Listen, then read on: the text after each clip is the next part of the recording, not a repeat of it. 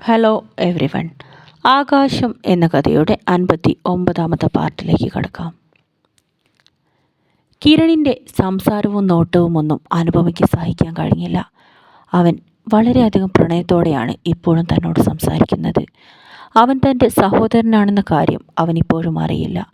അവളുടെ ഹൃദയം പൊള്ളുകയായിരുന്നു. അവൾ കിരണിനെ ബലമായി തള്ളി റൂമിന് വെളിയിൽ കൊണ്ടുപോയി നിർത്തി. പ്ലീസ് കിരൺ, താൻ ഇനി എന്നോടിങ്ങനെ അടുപ്പം കാണിക്കരുത്. തൻ്റെ കീഴിൽ ജോലിക്ക് വന്ന ഒരു സ്റ്റാഫിലപ്പുറം നമ്മൾ തമ്മിൽ ഒരു ബന്ധവുമില്ല. അവൾ വാതിൽ ശക്തിയായി അകത്തുനിന്നും കൊട്ടിയടച്ചു.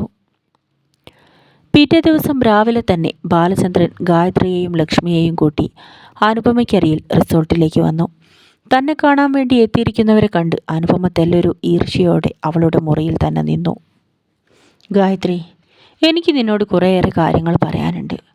ഇന്നലെ എന്നെ അനുവിനൊപ്പം കണ്ട് എല്ലാവരെയും പോലെ തന്നെ നീയും തെറ്റിദ്ധരിച്ചിട്ടുണ്ടാവും അല്ലേ? പക്ഷേ ഇതുവരെ നീ അതിനെക്കുറിച്ച് എന്നോടൊന്നും ചോദിച്ചില്ലല്ലോ. നീ ചോദിച്ചില്ലെങ്കിലും നിൻ്റെ മനസ്സിലെ സംശയം തീർക്കേണ്ട ബാധ്യത അതെനിക്കുണ്ട്. ഞാൻ സ്നേഹിച്ചിരുന്ന ഒരു കനകലക്ഷ്മിയെക്കുറിച്ച് ഓർക്കുന്നില്ലേ? അവൾ വർഷങ്ങൾക്ക് മുൻപ് മരണപ്പെട്ടുവെന്നാണ് ഞാൻ കരുതിയത്. എന്നാൽ ദൈവഹിതം പോലെ അവളെ ഈ അടുത്ത് ഞാൻ കാണാനിടയായി. അവൾ ഗായത്രിയെ ഒന്ന് നോക്കിക്കൊണ്ട് വീണ്ടും തുടർന്നു. അവൻ ഒന്നും മിണ്ടാതെ തല താഴ്ത്തി അയാൾ കൈകൾ നിൽക്കുകയാണ്. അയാൾ വീണ്ടും തുടർന്നു. കനക ഇന്നും ജീവിച്ചിരിപ്പുണ്ട്. കനക പ്രസവിച്ച എൻ്റെ മകളാണ് അനുപമ. എൻ്റെ മോളെ കാണാനും അവളോട് സംസാരിക്കാനും വേണ്ടിയാണ് ഞാൻ ഇന്നലെ ഇവളുടെ റൂമിലേക്ക് വന്നത്. അയാൾ കുറ്റമേറ്റു പറഞ്ഞ് ഗായത്രിക്ക് മുൻപിൽ നിന്നു. ഗായത്രിയുടെ പ്രതികരണം എങ്ങനെയായിരിക്കുമെന്ന ടെൻഷൻ അയാളുടെ മുഖത്തുണ്ടായിരുന്നു. എന്നാൽ അവരിൽ പ്രത്യേകിച്ച് ഒരു മാറ്റവും ഉണ്ടായില്ല. ലക്ഷ്മിയും പപ്പയെ നോക്കി മൗനമായി നിന്നതല്ലാതെ ഒന്നും പറഞ്ഞില്ല.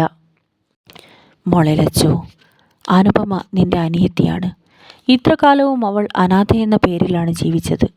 സത്യം ഞാൻ മനസ്സിലാക്കിയതിന് ശേഷവും അവൾ ആരും ഇല്ലാത്തവളായി ജീവിക്കാൻ പാടില്ല. നമുക്ക് അനുവിനെ നമ്മുടെ വീട്ടിലേക്ക് കൊണ്ടുപോവാം. അനുപമ ബാലചന്ദ്രൻ്റെ വാക്കുകൾ കേട്ട് മുഖം ചൊളിച്ചു വച്ചു. പ്ലീസ്, എന്നെ നിങ്ങളെല്ലാവരും കൂടി ഇങ്ങനെ ടോർച്ചർ ചെയ്യരുത്. എനിക്ക് ആരുടെയും കൂടെ എങ്ങോട്ടും വരാൻ കഴിയില്ല. ഇത്ര കാലവും എനിക്കെൻ്റെ അമ്മ മാത്രമേ ഉണ്ടായിരുന്നുള്ളൂ. ഇനി മുന്നോട്ടും അങ്ങനെ തന്നെ ആയിരിക്കും. പെട്ടെന്ന് അവർക്കരികിലേക്ക് കിരൺ കയറി വന്നു. ഓ, സാറും വന്നോ? നന്നായി. എല്ലാവരും കൂടി എന്നെ ശ്വാസം മുട്ടിച്ച് കൊല്ലുമല്ലോ. ഒരിത്തിരി സ്വൈര്യം തരാമോ? ഒരാൾക്കെന്നെ വിവാഹം കഴിക്കണം, ഒരാൾക്കെന്നെ വീട്ടിലേക്ക് കൊണ്ടുപോകണം. കൂട്ടത്തിലെ മറ്റൊരാൾക്ക് എന്നെ കൊന്നുകളയണം. ഞാനിപ്പോൾ എന്താ വേണ്ടത്? ആരുടെ മുന്നിലേക്കാണ് ഞാൻ നിന്ന് തരേണ്ടത്? അനുപമ പൊട്ടിത്തെറിച്ചു. ബാലചന്ദ്രൻ ഒന്നും മനസ്സിലാവാതെ അവളെ തുറച്ചു നോക്കി. അവൾ മുഖം പൊത്തി കട്ടിലിലേക്കിരുന്നു. പപ്പയൊന്ന് വന്നേ. കിരൺ അയാളെയും കൂട്ടി പുറത്തേക്ക് നടന്നു.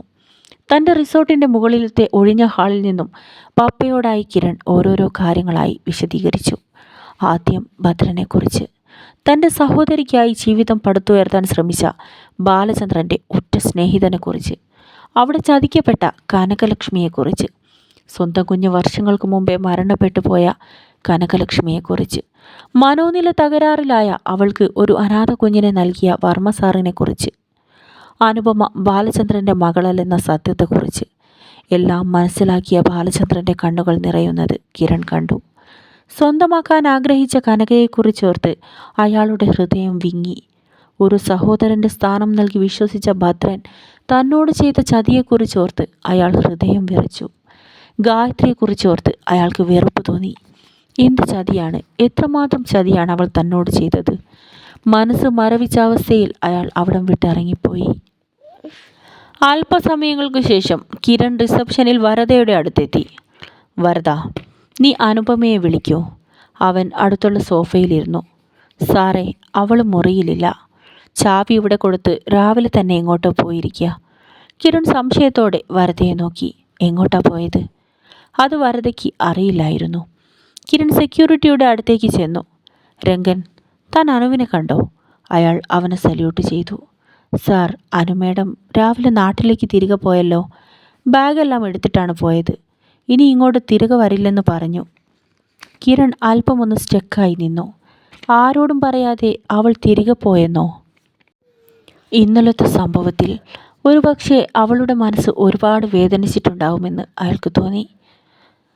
ആൻറ്റി പ്ലീസ്, എനിക്കിതൊന്നും സഹിക്കാൻ വയ്യ. അയാൾക്കെന്നെ മകളായി വേണം.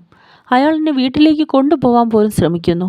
കിരൺ എന്നാൽ ഇപ്പോഴും കാര്യങ്ങളൊന്നും മനസ്സിലാക്കാതെ എന്നെ സ്നേഹിക്കുന്നു. അവൻ്റെ നോട്ടവും സംസാരവും എനിക്ക് സഹിക്കാൻ കഴിയുന്നില്ല. എല്ലാറ്റിനും ഒരു പരിഹാരമുണ്ടാക്കിയേ പറ്റൂ. എനിക്കിങ്ങനെ അവിടെ നിൽക്കാൻ വയ്യ. അവൾ എന്തൊക്കെയോ തീരുമാനിച്ചുറച്ചതുപോലെയായിരുന്നു. എന്ത് തീരുമാനമാ മോളെ?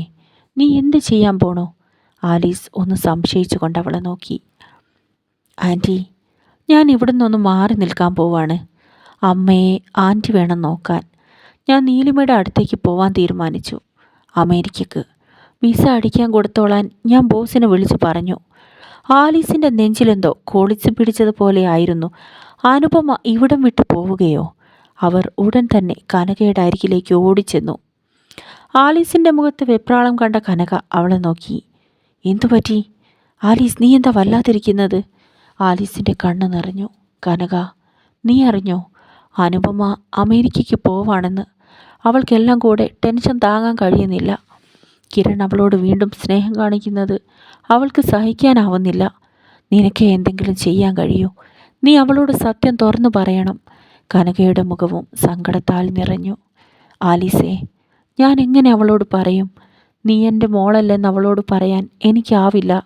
ഞാൻ അവളെ പ്രസവിച്ചില്ലെന്നേ ഉള്ളൂ. അവൾ എൻ്റെ മോള് തന്നെയാണ്. കനക മുഖം പൊത്തി വച്ച് കരയാൻ തുടങ്ങി. അമ്മയോട് പോവാൻ വേണ്ടി യാത്ര ചോദിക്കാൻ മുറിയിലേക്ക് വരികയായിരുന്നു അനുപമ. കനക പറഞ്ഞ വാക്കുകൾ കൃത്യമായും അവളുടെ കാതിൽ വന്നെത്തി. അവൾ എൻ്റെ മകളല്ല. അവൾ പ്രസവിച്ചത് ഞാനല്ല. എങ്കിലും അവൾ എൻ്റെ മകൾ പോലെ തന്നെയാണ്. അവൾ ഒരു നിമിഷം തരിച്ചു നിന്നു. അമ്മ എന്താണ് പറഞ്ഞത്? താൻ അമ്മ പ്രസവിച്ച മകളല്ലെന്നോ? അവളുടെ കണ്ണിൽ ഇരുട്ട് കയറി. ഇത്രകാലം അച്ഛനില്ലാത്തവളായി വളർന്നു. അതിൻ്റെ വേദന ഓരോ നിമിഷത്തിലും അനുഭവിച്ചു കൊണ്ടാണ് ജീവിച്ചത്.